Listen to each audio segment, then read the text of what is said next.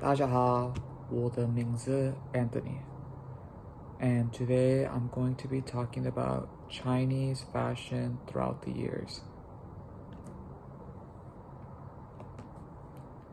I'm first going to start off by talking about the brief history of Chinese fashion. Okay, so China has a long and rich history with its clothing and fashion.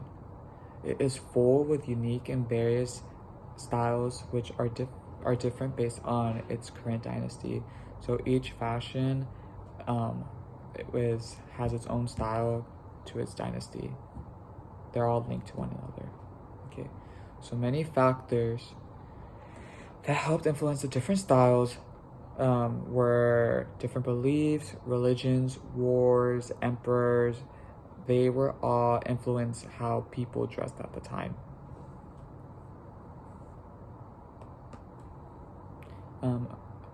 Chinese clothing can be dated back to the late Paleolithic era. Materials used during those times were animal skin and small stones to make up the early versions of Chinese fashion. These more traditional clothing are only used now during special occasions or festivals, though they do tend to make a lot of appearances in many Chinese entertainments, such as dramas, movies, and social media as well plays a lot. A lot of these outfits are present. We are going to first start off with the Han Dynasty. The Han Dynasty is considered one of the most influential dynasty in Chinese history for many reasons besides its fashion. The clothing during this era was similar between men and women, and they would differentiate by having different colors and fabrics. During this era, there was a rise of darker colors being used, such as blacks and red, and that is how it's got its names of the dark style. This era got the name of the dark style.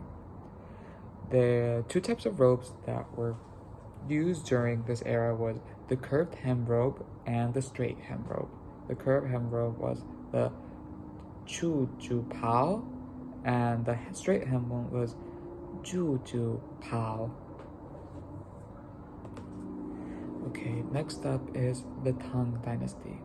It's regarded as one of the most prosperous era because of successful trade with neighboring countries. During this era, the outfits were a lot more colorful compared to the Han Dynasty because of the new materials that were being used. Gold and yellow were the exclusive colors of the emperor and the royal family, and the makeup was a lot more bolder during this era as well.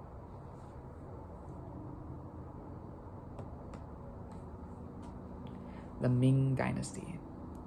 The Ming Dynasty clothing was influenced by the Han Dynasty fashion, but with the removal of any ethnic or foreign minority influence. Men fashion during this time was based on social ranking, and they had their hair mostly in a bun, and officials wore futu.